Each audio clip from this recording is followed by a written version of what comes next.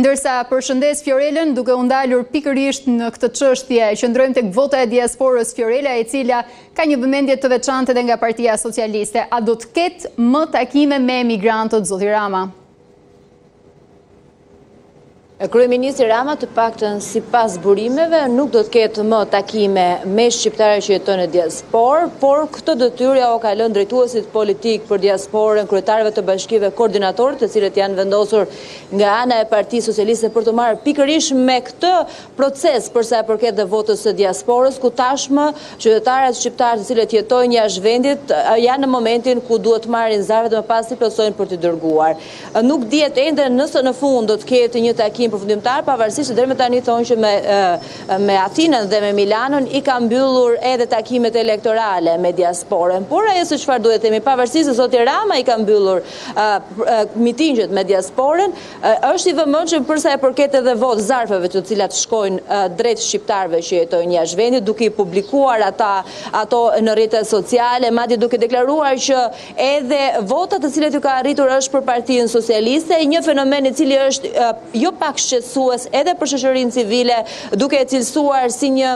intimidim ndaj të gjithë shqiptarëve të cilët ende nuk kanë votuar, ende nuk u ka shkuar zarfi, që patronazhistët e Partisë Socialiste, patronazhimi i votës nga Selia Roz, duke që mund të intimidojë, duke treguar që me anë të patronazhistëve ato e dinë se si do të votojnë në momentin që do të shkojë zarfi, pavarësisht se janë jashtë territorit shqiptar, por kjo duhet parë nëse do të ketë një tërheqje apo një reflektim nga ana e socialistëve, kur vetë ditën e dieshme sekretari i përgjithshëm i kësaj force politike, drejtuesi politik në Dibër pikërisht tregoi që zarfi i parë i cili ka shkuar një shqiptari nga Dibra në Gjermani ishte vot për Partinë Socialiste. Mirë, gjithsesi pavarësisht faktit që përbën një rol të veçantë kësaj here vota e diasporës, zoti Rama edhe atyre që jetojnë jashtë ju ka premtuar atë që të gjithë shqiptarët duan pasaportën europiane. Por fakti që ne kemi dëgjuar shpesh këtë element të rëndësishëm të fushatës së zotit Rama, do donim dinim pak më shumë edhe për retorikën elektorale të Ramës, ku mbështet edhe objektivin e mandatit të 4 më në detaje, ku përqëndrua në takimin në Dibër.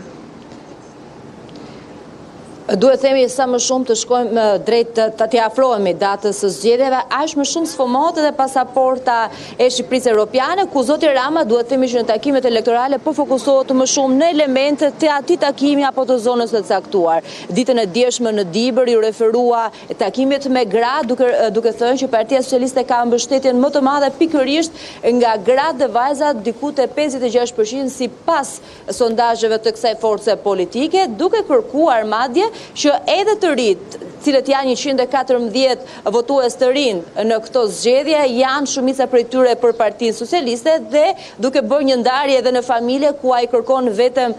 gjysmën e burrave votues për të jenë për këtë forcë politike, nuk ka rëndësi që të votojnë gjithë, madje duke thënë edhe fjalë, duhet të themi deri në ofendime për sa i përket gjinisë mashkullore, duke referuar vetëm ata që votojnë Partinë Socialiste janë të mirë, pjesa tjetër nuk dinë se çfarë bëjnë. Por kishte edhe elemente të tjerë, pasi sa më afër shkojmë datës së zgjedhjeve, sulmet ndaj kundërshtarëve politik edhe ashpërsohen më shumë, duke u referuar pikërisht një kundërshtari tashmë duket se zoti Rama i ka filtruar edhe kundërshtarët e tjerë, por duke referuar zotit Berisha, duke kërkuar që të mos e votojnë, por nga ana tjetër, në Dibër u mor dhe me një dibran, i cili ditën e sotme ka një rol të rëndësishëm jo vetëm në opinionin publik, por dhe atë politik, i cili ka të bëjë me kreun e SPAK-ut, Altin Domani, duke treguar që sot je i fortë për shkak të Partisë Socialiste. Dhe nëse Partia Demokratike do të fitojë me 11 maj, atëherë forca e tij nuk dihet se çfarë do të bëhet me forcën e tij. Të gjitha këto ishin mesazhe që zoti Rama i dha në Dibër, duke referuar pikërisht elementeve të zonës të caktuara apo elementet me grupet, të cilët zhvillojnë pikërisht takimet elektorale. Në fakt, ne do të kemi mundësi tani të ndjekim edhe shkurtimisht mesazhet e zotit Rama në Dibër. 4-1 ska bova ki, nga Burrelin Peshkopi. 4-1 ska bova ki, nga Burrelin Peshkopi. I love you! Nuk kemi në asnjë vend ku mund të humbim një deputet, një të marrim më shumë këtu në Dibër, u bëm 75. Pra nuk është çështja e qeverisë. Çështja është e një shumice që duhet të bëhet bashkë për t'i dhënë një shtys të fortë negociatave për antarësimin në Bashkimin Evropian. Dibra do votoj aty ku duhet dhe në 12 maj do gdhijet roz në gjithë Shqipërinë. Partinë Socialiste e mbështesin 56% e grave dhe vajzave. Nëse ne kemi shumicën e votuesve të parë, na mjafton vetëm gjysma burrave, nuk na duhen më shumë. Gjysma burrave janë normal në këtë vend, gjysma janë çyryk. Edhe pak ditë dhe edhe rruga Peshkopi Maqellar që lidh përfundimisht edhe Peshkopin me rrugën e Arbrit do jetë e hapur. Mbas 5 vjetësh ky vend këtu do ketë çmimet e Tiranës, sepse ky vend do të jetë një zonë e gjelbër e Tiranës. Altin Dumani, me që është i zonës, po e përmend këtu në miting, Altin Dumani u bëi fort sepse ne i dorëzum drejtësisë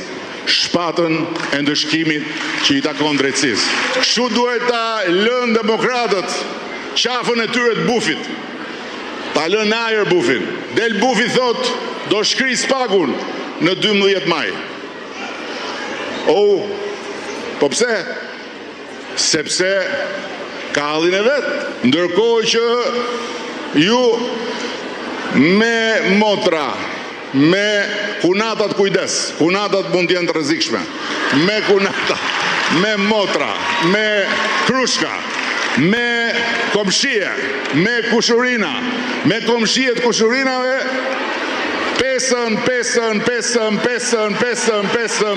pesën.